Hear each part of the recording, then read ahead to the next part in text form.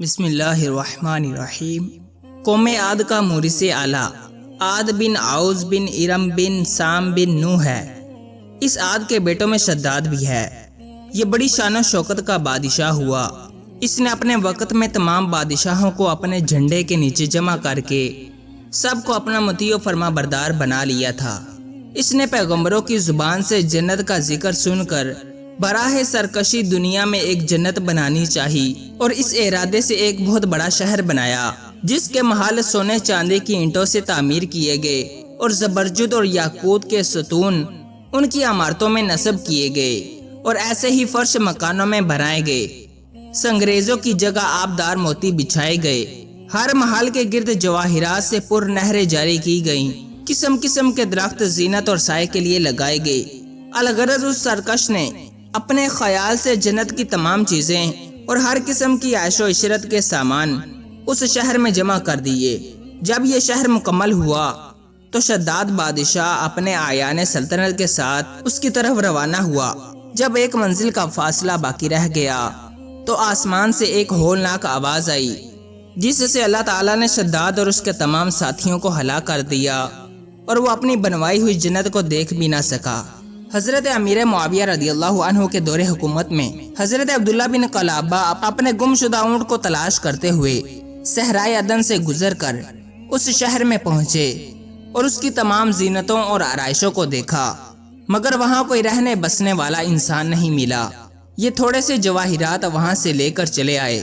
جب یہ خبر حضرت امیر معاویہ رضی اللہ عنہ کو معلوم ہوئی تو انہوں نے عبداللہ بن قلابہ کو بلا کر پورا حال دریافت کیا اور انہوں نے جو کچھ دیکھا تھا سب کچھ بیان کر دیا۔ پھر حضرت امیر معاویہ رضی اللہ عنہ نے کعب احبار رضی اللہ عنہ کو بلا کر دریافت کیا کہ کیا دنیا میں کوئی ایسا شہر موجود ہے؟ تو انہوں نے فرمایا کہ ہاں، جس کا ذکر قرآن مجید میں بھی آیا ہے۔ یہ شہر شداد بن عاد نے بنایا تھا، لیکن یہ سب عذاب الہی سے ہلاک ہوئے اور اس قوم میں سے کوئی آدمی بھی باقی نہیں رہا۔ اور آپ کے زمانے میں ایک مسلمان جس کی آنکھیں نیلی، قد چھوٹا اور اس کے ابرو پر ایک تل ہوگا، اپنے اونٹ کو تلاش کرتے ہوئے اس ویران شہر میں داخل ہوگا۔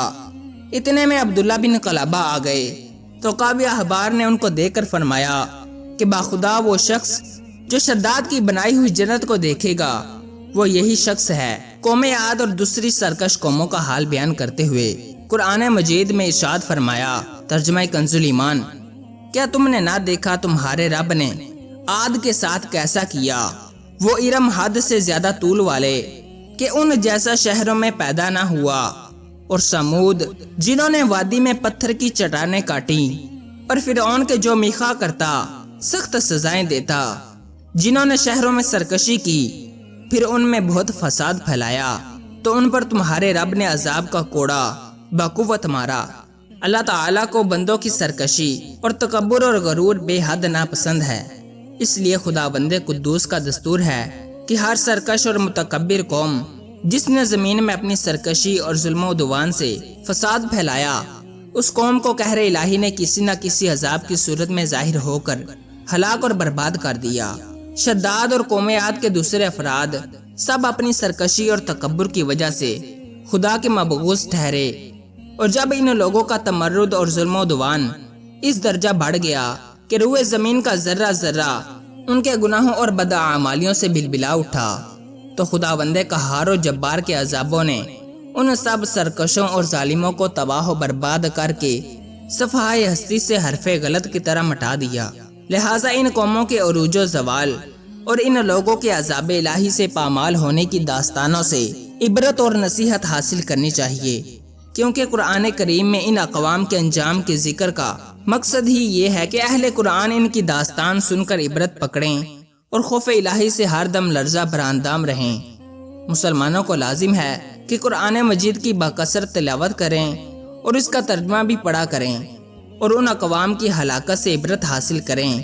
ہر وقت توبہ و استغفار کرتے رہیں اور ہر قسم کی بد اعتقادیوں اور بدعمالیوں سے ہمیشہ بچتے رہیں۔ اعمال صالحہ کی کوشش کرتے رہیں اور مال و دولت کے غرور و گھمنڈ میں سرکشی اور تکبر نہ کریں، بلکہ ہمیشہ دل میں خوف خدا عز و جل رکھ کر تواضع و انکساری کو اپنی عادت بنائیں اور جہاں تک ہو سکے اپنی زندگی میں اچھے اعمال کرتے رہیں۔